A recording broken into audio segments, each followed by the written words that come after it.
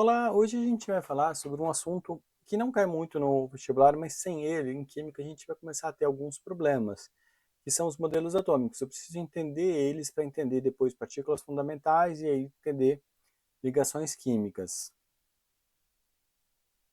Então, a primeira ideia de modelo atômico, ela vem lá da Grécia Antiga, com Demócrito e Leucípito.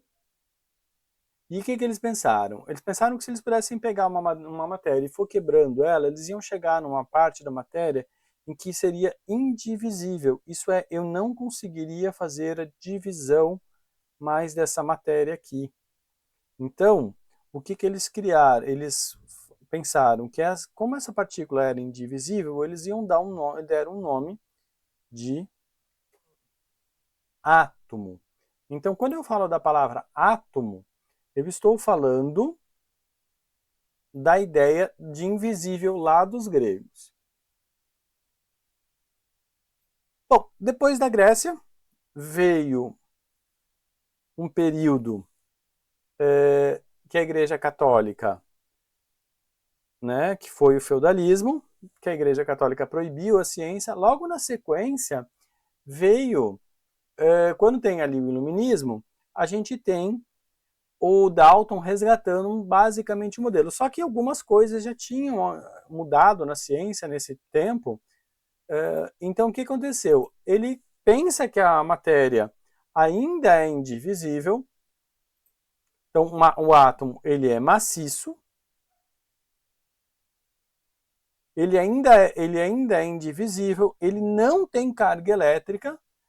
E eles vão diferenciar os elementos simplesmente pelo tamanho desta bolinha. Então, nessa época, a gente já conhecia a massa atômica. Bom, o problema é que depois que a gente descobre a carga elétrica, esse modelo não faz muito sentido. Quando que se descobriu? Se descobriu que se a gente atritasse corpos, a gente conseguiria carregar os corpos eletricamente. E aí esse modelo, essa carga tinha que sair de algum lugar e elas chegaram à conclusão de que ela saía do átomo. Então, Thomson propõe um novo modelo, que é conhecido como modelo do pudim de passas. Então, basicamente, o que é esse modelo? A principal característica dele é que ele teve a descoberta da elétrica, então ele vai ter uma carga negativa e cargas positivas, mas distribuídas de que maneira? Imagina que a massa do meu pudim aqui, ó, é uma esfera positiva e incrustada nela estão as cargas negativas.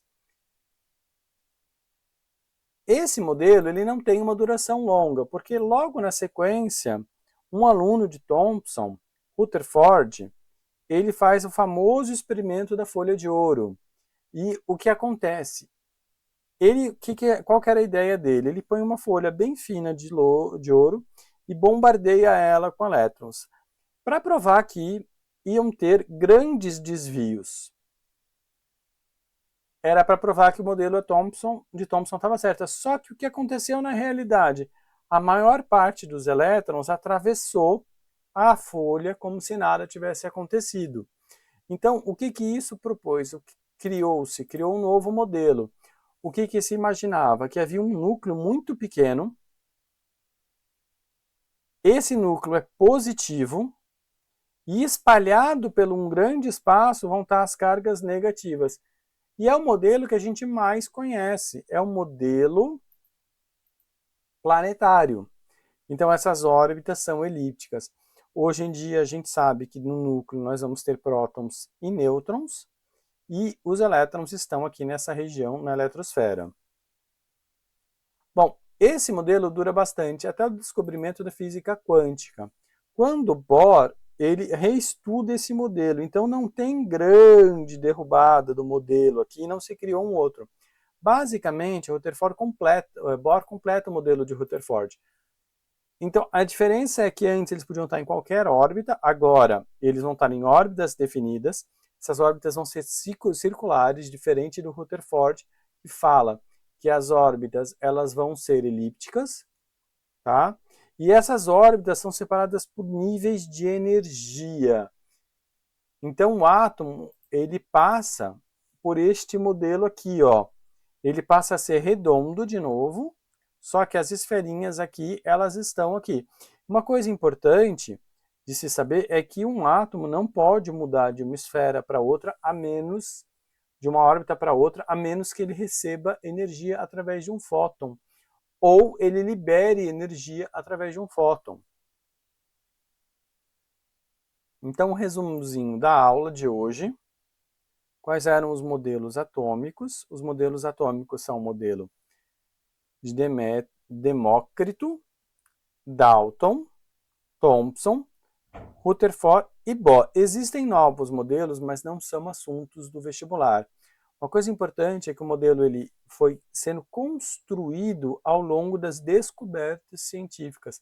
Então não havia um modelo pronto e eles não são descartados à toa. Eles são descartados quando a ciência evolui e aí descobre coisas que antes ela não descobria. Se alguém tiver curioso, hoje o modelo é chamado de nuvem eletrônica. Você pode pesquisar esse modelo, é bem legal, inclusive tem umas fotos bem bonitas desse modelo, feitas com microscópio eletrônico.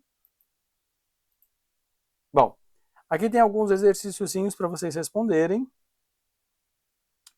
Qual modelo ficou conhecido como bola de bilhar?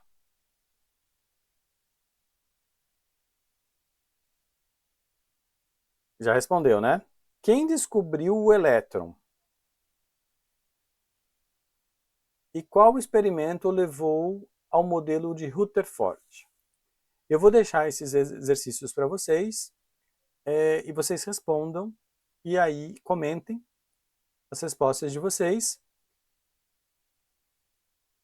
Para quem quiser, no link eu tenho um curso onde eu explico cada uma das coisas, tem muitos exercícios para vocês fazerem, tem simulados, tem listas de exercícios comentadas. Esses cursos eles têm 7 dias para você entrar de graça, você não vai pagar nada, você entra no curso, pode acompanhar 7 dias, primeiro, segundo, acho que até o terceiro módulo, dá tempo de vocês olharem, e aí, se vocês quiserem, vocês continuam no curso. Se vocês acharem que não gostaram, não precisa pagar nada, não se incomodem. Muito obrigado, até o próximo